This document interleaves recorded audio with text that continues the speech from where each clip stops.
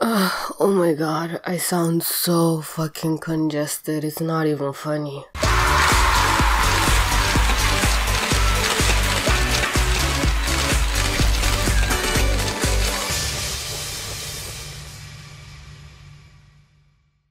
Hey you guys, what is up? It is Sick TVC here with my awful as all hell voice. Okay, I promised the TVC talks. Let's do a TVC talks. Can't even remember what I wanted to talk about.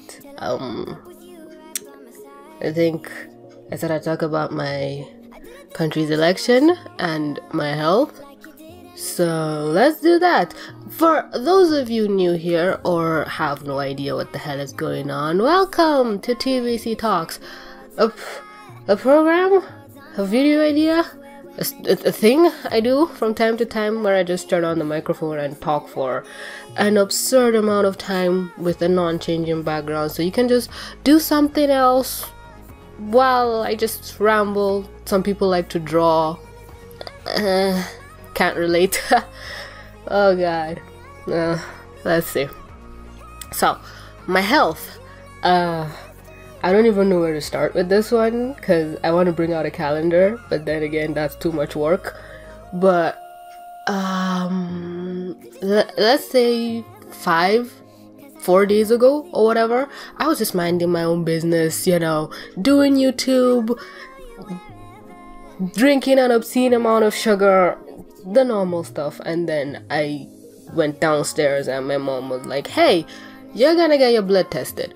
And seeing as I'm from an African household, I really don't have any say over what happens to me whatsoever. And I was like, cool, fine, whatever. And my boyfriend was like, are you not the least bit curious to know what this woman is gonna do with your blood? And I'm like, she's my mom, I don't really care. They said a doctor is gonna come and test my blood and see if I'm sick or not, and I felt 1000% fine at that time. And my siblings also got their blood taken, and they were either diagnosed with malaria, typhoid, like it was just one after the other. And at one point I even started not trusting the doctor, because here, from where I'm from, for some doctors it's so easy for them to just go, oh yeah, she has malaria, and just give you malaria medicine and Panadol. I think you Americans know it as, is it Xanax? The one that relieves head pains.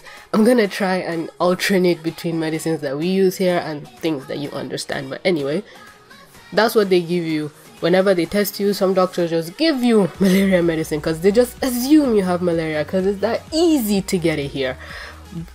I know Americans always see these statistics of 800,000 kids die of malaria, which yeah, is really bad, but people over here in Africa, we take that shit very seriously. There is a lot of malaria medicines. There's medicines to even if you even think you have it, you can go and buy it, and it's malaria prevention type drug. I'm not gonna get into medicine right now. So this lady comes the next day with her needles and she brought my siblings medicine, and she was telling my mom how my youngest sibling, my sister, youngest one, that she had the highest levels of malaria. Like, it was insane how she was still walking with how sick she was. And my mom was just freaking out because yeah, my siblings have been getting sick on and off, even me too, sick on and off. And if you read my community post, I was having dead ass sore throat by the time this lady came, and the sore throat had transitioned mostly to a runny nose. And I even told her I wanted this, can't remember the name, strepsil, septril, whatever. I wanted strepsils. They're like sweet candy like medicine that you just suck and it gets rid of sore throat. But she instead brought Septrine, which she said works just fine, but my boyfriend says no, that's supposed to be for your stomach. I hope I'm pronouncing the medicines correctly. So when she came that night, well no, she brought my medicine the next night, but the night she came to take my blood, she comes with her needle, and I'm like, oh dear lord, this is gonna be a battle, because I have the tiniest veins known to mankind, and it's a struggle to get blood. So she wanted to get the vein. Oh, look at this bastard. I'm looking at the arm right now, and where she tried to stab me the first time, I can see the vein under. It's the little crevice behind your elbow. I can't think straightly. So she tried to get it there, but it just wasn't working. She jabbed it in, it wouldn't go in, it started to bleed. She took it out. I had to get all those little fluffy, puffy cotton wool, yeah, type things that you put on top of like injuries, I guess. My mom has a bunch of them just lying around, so I put one there, and she goes to my wrist. Now that's where, if I ever get sick, and it's been 2 years since I actually got hospitalized for malaria typhoid fever, and every time I do, I go to the hospital and they always put the needles in my hand, my wrist, sorry, the inner part, where the part of the wrist that's under the palm. Don't know why I'm over explaining. So she gets the needle and just goes in for that vein there, and I'm looking at it right now and I'm like, oh, you poor baby. And I'm yellow, I'm a light-skinned hoe, so my vein shows up really easily under my skin, very greenish, bluish yellow. And Mabe said it's okay, that if I have very tiny veins, it means I have a good blood supply, or my blood whatever is not dilated. I failed biology, I just understand, please. So she jabs me the second time, it goes in, she gets the blood. She didn't even get that much because there wasn't that strong of a blood flow, because like my bae explained, not that much blood goes to your wrist, so she would have gotten more blood if she could have taken it from the inner crevice of my elbow, whatever. She gets the blood and she leaves. Then we tell her, I think that's when we tell her that I need the sore throat things. The next day she comes back and she says I also have very high levels of malaria and typhoid, and I was like, okay. And by then my sore throat was completely gone, but she brought for me the malaria medicine, the typhoid medicine, and the medicine for the sore throat that was non-existent, and they also gave me Panadol. Every time I say it, a part of my brain is like, oh, you third world country bitch, but whatever. You don't take malaria medicine without taking Panadol, because malaria medicine does things to your body, because a lot of people have violent reactions against it. You start sweating, you start getting nauseous, you start getting feverish, because the medicine is trying to kill the malaria disease. So we take Panadol as a way to subside the side effects. And when I took, she gave me the medicine at night, and I prefer to take my medicine doses the next morning. And I was just thinking, everyone was like, just take it tonight. I took it that night, and holy fucking shit, that was a terrible night. She said if I had any negative side effects or reactions to the Septrin, the one for the cold that I no longer had, I should immediately stop taking it. And I took it and my stomach was on fire. I felt like I was going, my heartbeat sped up as soon as I ingested this thing, and I was like, yeah, nope, no, because it kind of coincided with what Jay said, that it's supposed to get rid of like stomach bugs and stuff like that, and I'm taking it for a sore throat that's divulged into a cold that doesn't even need it. And I'm like, oh, for the love of God. I took the malaria medicine and the typhoid medicine, and the next morning I was a walking dead. Oh my God, I was sick, and I was looking at everybody like, I blame all of you. I was perfectly fine before you gave me this medicine. Why? I even posted it on Twitter. I was like, let me die in peace, please, leave me alone. And everyone was like, if you hadn't taken the medicine, the illness would have been so much worse and just caught you off guard. The medicine had to bring out the illness to combat it. And I'm like, what, how dare you? I'm a religious person. If I was destined to be healed, I don't need the medicine. I just go on like kind of Islamic tirade, like, God gave me this sickness because he knew my body could handle it, so my own body would cure it. I say this thing a lot, like, how dare you assume that my creator wants me to die from this thing. If I was destined to die from this illness, so be it. But if I wasn't, no medicine will cure me. It's not a wonder why everyone around me thinks I'm partly insane. So now we're on I finished taking all the malaria medicines. The typhoid one is still left. Fuck the Septril whatever.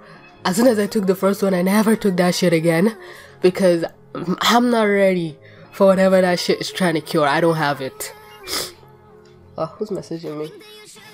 Oh, I really need to keep up with my Twitter DMs more. So she says that she ignores the message. Okay, so I was literally exporting this video and I just remembered the story, and it's gonna ruin the time code. I was gonna have everything at a nice and tidy 20 minutes, but I really had to tell this story. When I came down, the night I came down for them to give me the medicine, the lady also had another needle, and I was like, oh god, what is this? And I was gonna get a vaccine because she tested my blood for hepatitis B and I didn't have it. And I was like, okay, cool, I don't have it. Why are you vaccinating me? And because I don't like needles, but I prefer vaccine. Please, I'm hearing what's happening in America. Vaccinate your damn children, people. My god. I'm a 23-year-old woman and I'm getting vaccinated without my bloody consent. I did not consent to be healthy. But yeah, she just zapped me with it and I was like, okay. I went to my phone and checked, okay, what is this thing that I'm getting vaccinated for? And I was like, holy shit, yes, please, thank you for that vaccine. But I don't know if the vaccine was very strong, because like I said, the next day after I took all the medication, I was feeling like shit. So I don't know if it's the vaccine's fault that initiated that, because my sister also said she felt the same side effects, and I was like, oh my god, the conspiracy theorists were true, you can be allergic to vaccine, oh my god. But no, I will get vaccinated for that shit again. Have you looked up hepatitis B? What?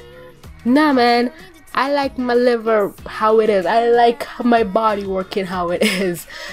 I'm good. I would take that needle again if push came to shove. I'm just saying. But yeah, I just had to jam the story in there quickly because I just forgot, and when I was editing I was like, I have to throw this in there. I'm sounding a lot better now. I think it's because everywhere around me is freezing cold, but that's just a theory. So back to whatever it was I was saying. So that's that for my health. And for my political system, oh boy, karma is a bitch.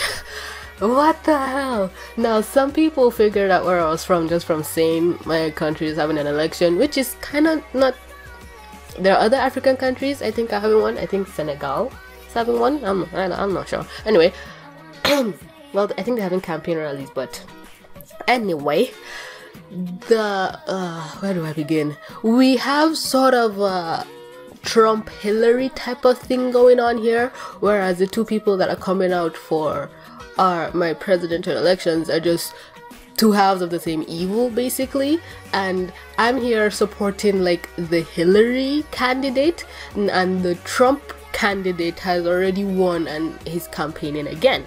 So I don't want him back in office. And a lot of people are like, oh, Pfizer, you're holding a grudge. And yes, the person that's running for president again knew my dad. And I know this is kind of like, wait, you're not the president of your country? I did say this before, that I'm from a political family, kind of important. And I don't like to brag, but it is what it is.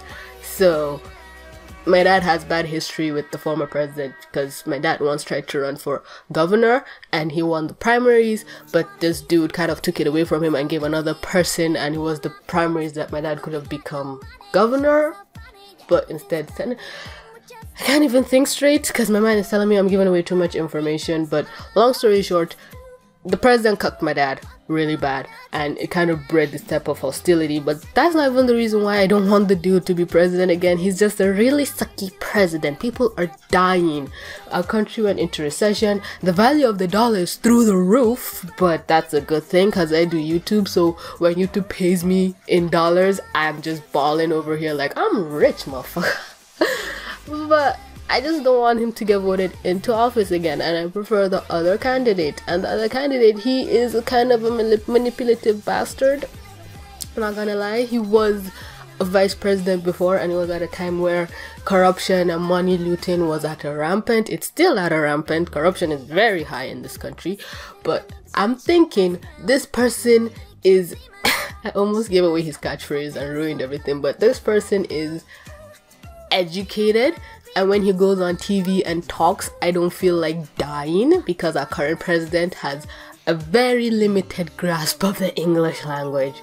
And I don't know, I just would have preferred that other person to win. And then it kind of became a this side versus that side, you know, like your liberal versus conservative type of mindset, Democrats versus Republicans. Which, side note, it took me a long while to figure out that Donald Trump was a Republican and Hillary was a Democrat. I actually thought I knew more about your fucking shit than my fucking shit. But my boyfriend is like, why do you care? Because voting in this country is borderline useless because rigging, election malpractice. Hell, we still use paper-based voting because apparently we're too afraid to go electronic because we don't want it to be hacked, and you can't hack papers. But what these idiots forget is like you can burn papers, which happened. And I didn't vote in this election because I completely forgot to get my document that is required to vote. I was also about to say the thing, but I don't even know what the thing stands for. Well, it's a PVC, and I don't know what a PVC is. I don't know what it stands for, but I needed to vote and I forgot to do it, and by the time I remembered, it was already too late. And I looked at my mom, why didn't you remind me? She's like, you assume I was going to let you vote? Because she said I'm not ready to lose a child, because going out to vote is really dangerous. But back when my dad was still in the political system, they'd bring all these people to our house and they'd do all the thumbprints, do everything, register you, and if you're going to vote, my dad will have a lot of security that would take my mom to wherever she needs to vote and come back. But now that my dad is no longer here, my mom is like, psh, I hated politics anyway. Like, my mom despised politics to the bastard level, but she participated because of her husband. And now that her husband isn't around, she's like, fuck that shit. And I'm like, how dare you?